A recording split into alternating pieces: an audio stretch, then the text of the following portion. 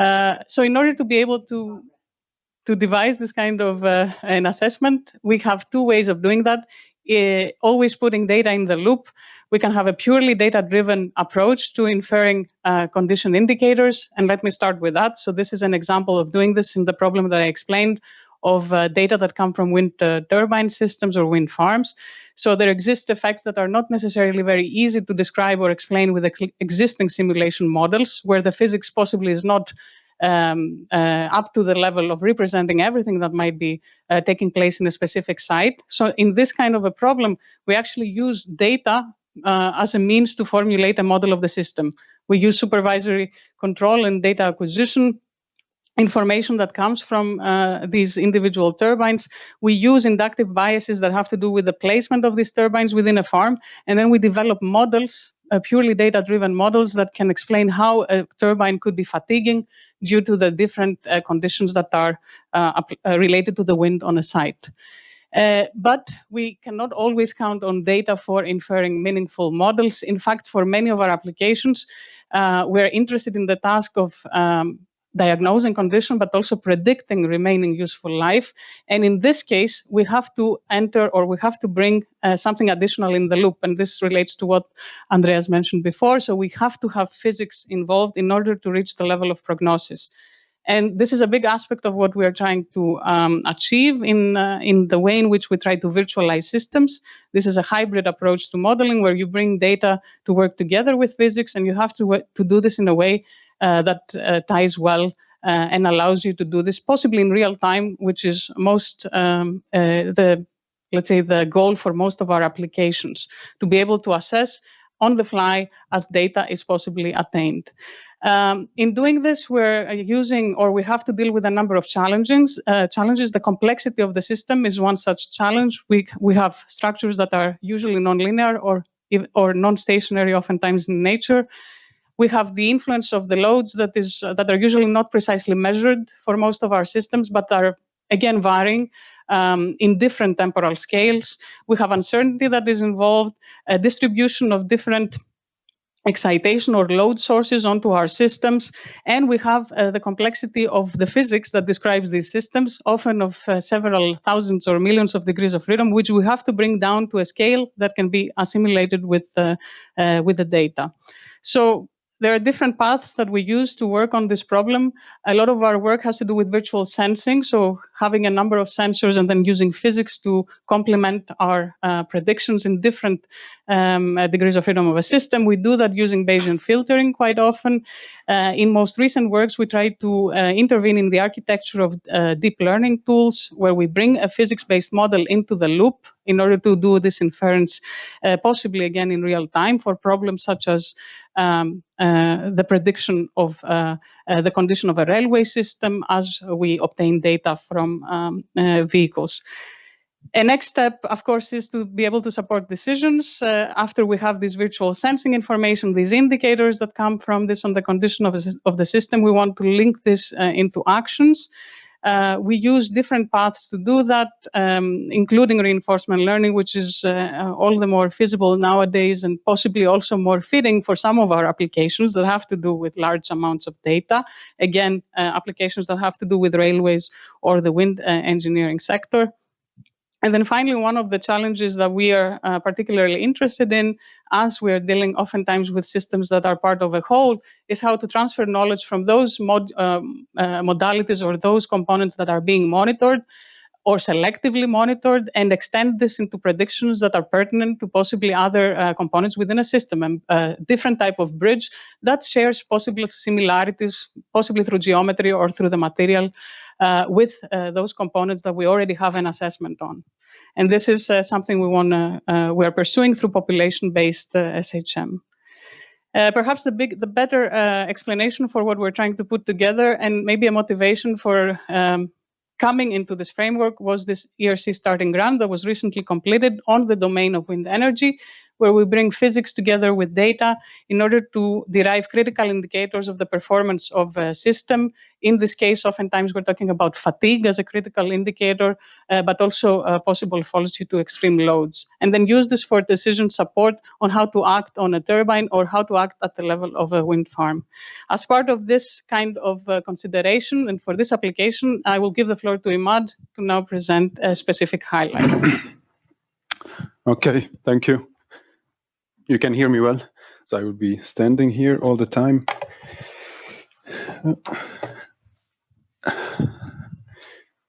Just let me put this on.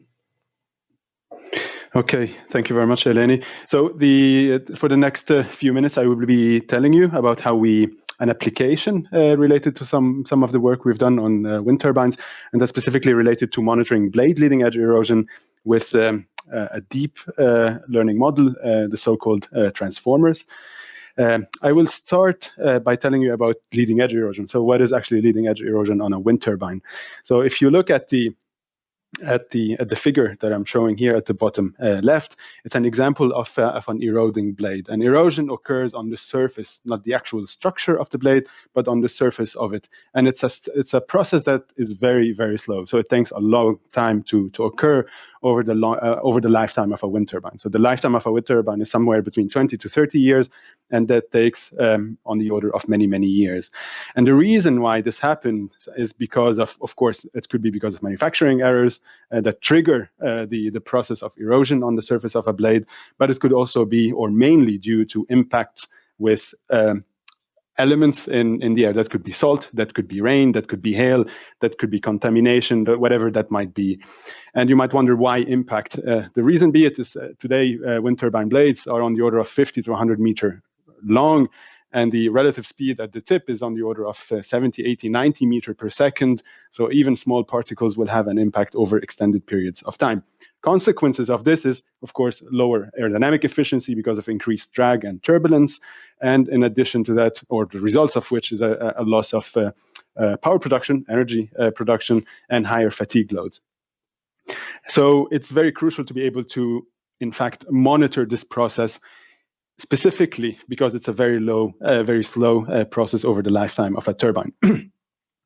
So let's take an example where, in fact, imagine a measurement system that you can place on a wind turbine blade, on a given section on a wind turbine blade, and that measurement system is capable of measuring aerodynamic properties. Let's call these aerodynamic properties pressure coefficients, which you can integrate to give you the lift. You can maybe estimate angle of attack. So imagine a measurement system that is capable of actually measuring such attributes in terms of time series. So we have highly sampled time series that capture the aerodynamic properties. And what we would like to do is to use these aerodynamic time series in order to infer the erosion process of the leading edge. And the erosion process, what we've modeled it so far, follows what we call non-homogeneous compound Poisson process. And it's a stochastic process that describes how, when shocks arrive at a given system, the severity of the erosion or the degradation jumps over time. So this is on the lower right. I show you on the y-axis the severity class. That's the degradation severity that goes from 0 to 9 in this case, and the higher the number, the higher the severity is. And on the x-axis, you've got time. And time, you've seen it here, we had 240 months, so 20 years. That could be even longer during which this degradation process. It's a stochastic process. I hope I cannot move it or plot it. So yeah, so if you look at it, it's a stochastic process. So any of these samples from the stochastic process could be the true erosion process on a given section on the blade, on multiple sections on the blade, on multiple blades, on multiple blades, on multiple wind turbines. So keep in mind that any of these erosion processes could be taking place, which means when we get these aerodynamic properties, we would like to know whether we are at level 0 at time 90 months, or we are at level 2 in terms of severity. So it becomes very crucial. Conditional on all of this, this classification process, conditional on it, we have very short-term stochasticity in the wind. So that's turbulence over 1 minute, 2 minutes, up to 10 minutes. We have long-term variability in the environment, which means the environmental conditions, even though we're sampling them from the same distributions, but these parameters could change over time. Global warming, whatever that might be, new buildings, new trees, whatever that might be, that will affect the environmental conditions. And finally, operational variability. So the turbine is like an airplane. It has a control systems. It adapts to whatever environmental conditions they are. But a 100-meter blade deflecting, the airfoil will squash. It's not the same properties on the airfoil anymore. So how can we use these measurements to make such an inference? What's an example of these outputs? The examples of an output, for instance, aerodynamic lift coefficient, which are integrated of the pressure distribution at a certain section on the blade. And here I give examples of the aerodynamic lift coefficients at multiple severity levels. And I would like to give you a gut feeling or a material vision of the problem. So when you look at the severity class 0, severity class 5, severity class 9, materially these time series are not dramatically different from one another. There's no specific trend. There's no specific feature that flags out, even though we go from completely clean airfoil to a completely deteriorated airfoil, but there's no specific difference. Furthermore, if you look at the two bottom plots, time series, each time series is 600 seconds, you will see that both of them have approximately the same mean value, 0.4, even though we are severity class 0 versus severity class 9, and they're operating at almost exactly the same operating conditions. The wind speed, which is approximately 14 meters per second, and turbulence intensity on the order 11, 12, 13%, which means that it's not easy just by looking at a few parameters to make such an inference. And that leads me to the transformer. It's a neural network that we're using in this situation. And we deploy it in order to make such a learning of, specifically to classify time series in terms of their severity for erosion. If you're familiar with transformers actually originally was used for machine translation. So English to French, French to whatever language. It's usually used in natural language processing or understanding. So forecasting, we've got a certain phrase, you want to forecast what's the next phrase or the next word in the sequence. And computer vision for classification of images, of videos, or whatnot, dog, a cat, etc. So what we did is we took the vision, specifically the vision transformer architecture, and applied it exactly to our problem with some modifications. So the first reason why transformers are actually very applicable to our problem is because we have fairly long time series. So each sample time series is 600-second long, sampled at 100 hertz. So we have almost 60,000 data points per time series. And we have time series spanning over a 20-year period. So we've simulated 20 years worth of measurements on a turbine, even though all of these are simulated. We would like to keep track of very long dependencies in the time series, because erosion could occur over long periods of time, and you can spend many years without any erosion occurring. And all of a sudden a jump occurs. We need to know what happens over the past, 5 years, and why we jumped from certain severity to another severity level. Keep in mind that the aerodynamic data is extremely noisy, so a lot of methods will fail. You cannot extract very specific features from such time series. The data is sequential, so it's a sequential time, so it fits perfectly with the transformer architecture, and it's an end-to-end learning model. So if for one reason or another we switch from a non-homogeneous compound process to another degradation process, the actual learning model will remain the same as long as the data is the same. So how does the architecture look for the transformer itself, or how we used it in our case? To start with, we have multivariate time series. So the 4 time variables that we use are the lift coefficient, drag coefficient, angle of attack, and relative inflow wind speed. Each data set corresponds to 1200 time series times the 4 variables times 60,000 data points in each time series. And the training set contained many of these data sets. So for every time series, we have 4 variables. So if we start from the top of the architecture, we divide each time series into multiple windows from 600 seconds to almost 100 seconds or 90 seconds or 80 seconds, it depends. We take each one of those batches and we run them through a learnable linear embedding layer. So we go from a matrix of data to a vector of data, which is easily ingestible by neural networks. We take each one of these sequences or these input embeddings, which we call token now, or a sequence of data, and we run them through a transformer stack. I will come to the transformer stack in a second, but I will go through this whole model before I jump to what is the transformer stack. So once the data goes through the transformer stack, we get what we call the transformer sequence. So these initial learned embedding vectors are transformed into another set of vectors. Let's call them relevance type of vectors or attention vectors, which are of the same amount of the original sequences that were created by the embedding vector. And finally, we run the class token. It's a separate discussion. What's the class token? We run it through the classification MLP, and the output is essentially a probability over the class labels for a given section on the blade. So in principle, we're able to classify the severity at several sections along the span of the blade. And in this problem, we have 9 classification levels or labels that are used in this problem. So what's the transformer stack? So once the data goes through some kind of a layer norm in here, we get to the multi-head attention. And that's really the core of this whole problem and why it works the way it works, specifically in our problem. An attention mechanism is essentially a way of looking at a certain sequence of data and creating a relevance vector that relates each sequence of the data to every other sequence available in the input. And if you continue along the same logic, we create a relevance vector from the attention function between every single sequence and every other sequence. So it becomes an all-to-all mapping, basically, amongst all sequences in the data.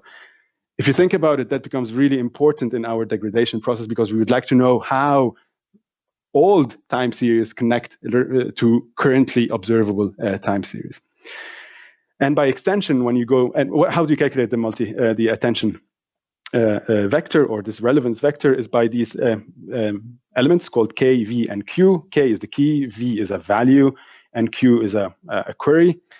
So the exact equation is essentially a query is a dot product between the query and the key, which you run through a softmax function. So it gives you some kind of a maximization of a certain value within this dot product. And then you multiply all of this with the value that you're looking for. And if you repeat this, and that's where multi-head comes in, you repeat this multiple times, meaning that the learning layer is not concentrating on one specific aspect of the time series. It can learn multiple or pay attention to multiple aspects in the time series, which means we're not training on one specific aspect of the time series. So if it sees a gust, it does not necessarily only concentrate on a gust. It could concentrate on multiple places along the time series. So let's jump to the results. Do I still have time, or am I running out? We should continue. Okay, so how does the results look like? So if we, what I'm plotting here is the severity class as a function of time. And this is in gray, this is a true degradation process that has never been seen by the transformer model. And we throw at it a bunch of aerodynamic data, the ones I showed you before. And we ask it to predict the severity levels as the data is arriving. And you can see it does a fairly good job with a test accuracy of 78%. But we see that it becomes a bit uncertain or a bit noisy at higher severity levels. But please keep in mind that this process is fairly unbalanced. So it spends almost, 70 months without any change. And then it makes a lot of jumps over a period of very short time, which means that the classes are extremely imbalanced, but still nonetheless was able to do a good job. Now, if you bunch the predictions over 3 month rolling periods, windows, which is a little logical because the process is very, very slow. So it makes sense to bunch predictions over several months. You could see that the predictions actually become a lot better with respect to the true degradation process. Now, and this is the idea from Gregory. He had this idea, my colleague. He had this idea of, can we improve these results if we do some some transferability or some kind of a curriculum learning. And curriculum learning is essentially a way of training the transformer with gradually increasing difficulty of the data sets. So an easy data set would be a data set that contains all the severity levels, and the data set is fully balanced across all classes. So that could be the first data set that you train the transformer with.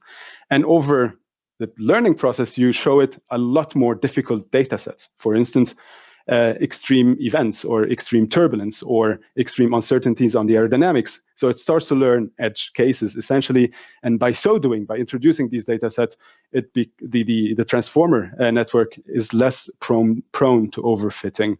And indeed, using exactly the same degradation process that I showed you before, we're able to catch all the classes a lot better compared to the previous results. So indeed, some form of curriculum learning does work with the transformer in this case. Of course, we tried other methods. We tried clustering. We tried classical methods such as empirical mode decomposition, with which basically it tries to extract some intrinsic modes from the time series. But the biggest problem with this is that our time series are extremely noisy, so I had a lot of trouble to get it to work. And finally, there's something called Rocket. It's a new method, well, fairly new method for time series classifications. It still did not perform as well as the method that I showed you before. So I don't know if I have time for any questions, but I will be happy to take it now or later. We have our paper. It's a preprint. I would be glad to answer any questions if you have any. And by the way, our data could be made available in case anybody has a lot more cleverer ideas to get it to work in this case. Thank you. Thank you very much, Iman, and also Eleni.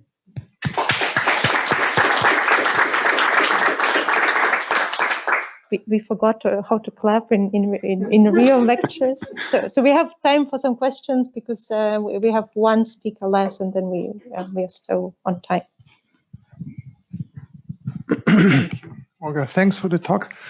Maybe a more technical question. This fine-tuning you are alluding to. So when you have trained on a nice data set, and then you get a more complicated data set, can you reveal a little bit the details? Because I suppose some parameters you were not trained and others you were train more. Can you talk a little bit about that? So for that, the question should be answered by Gregory in this case, because he knows the details of this, but I can give you a hint about what was done in this case. So we had at least 3 data sets of varying severities. We start with the data set with the lowest amount of uncertainties in terms of the input uncertainties, and with the data set that contains the balanced classes. And we train the transformer model as normal. Then we take that specific transformer model with the learned parameters, and we give it the new data set. That new data set is the extremely difficult data set. And it goes through the transformer stack one more time with the prior parameters that were learned on the initial data set, and tries to update them from scratch, basically. So it's not starting the learning from initial point 0. It starts from known or prior parameters that were trained on the easy model. And then the last training was done on the expected data set that we use for predicting the example that I showed you in here. Thanks. Any further questions?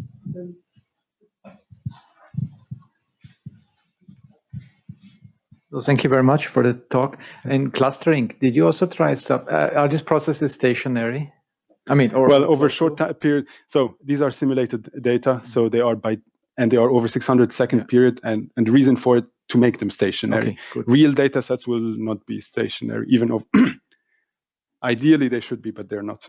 but they will be slowly varying, right? They would be slowly varying, yes. Okay, so then there is a series. Yeah. But actually, so if the stationary, did you try subspace clustering for processes? And where subspace means, of course, this process is being stationary, they're diagonalized by the Fourier transform, and you look at the spectrum of the PSD. And then you could actually say, well, the subspaces correspond to frequencies, right? Yeah. And you could try to cluster using subspace clustering algorithm. In my case, I did not use it. I can answer it very quickly, and then you can tell. I tried the. So here the problem with clustering, I did not use it on one station. So I assumed I had two stations that are measuring lift and drag. One is degrading, the other is not degrading. And the idea is to be able to figure out which clusters corresponds to, from the lift coefficient, simply just directly the time series, which clusters corresponds to moving clusters, so just corresponding to operational conditions, and which cluster actually are showing up completely new clusters which are showing up, and that I attributed to a degradation process. But I did not use any kind of subspace structuring or clustering or looking at the spectra for that matter. Yeah, I was wondering, I don't understand the physics behind it and so on, whether there's a subspace structure at all. It usually happens when you have processes that excite very different frequency ranges. I don't know if this is the case here. So we actually use this in case of vibration-based data for looking for sudden damage. So just for we use this approach when we're looking on vibration-based data and when looking to identify a sudden damage or even a conditioning on the environmental conditions. When we basically or usually have 10-minute windows of such data in that case, and even then you have non-stationarity. So instead, the PSD alone would not work, simple stationary frequencies. So we use time-varying autoregressive methods, and indeed this works to a degree. But this is also not so consistent. So when you train these autoregressive methods and you try to look at the variation of the frequencies, you get certain changes in the coefficients of these approaches that would complicate a problem such as this one, which really needs to look into a very long period of time to figure out this slow deteriorating process. And that's, I think it would be more complex, but it is certainly very efficient for sudden damage when we're looking for this.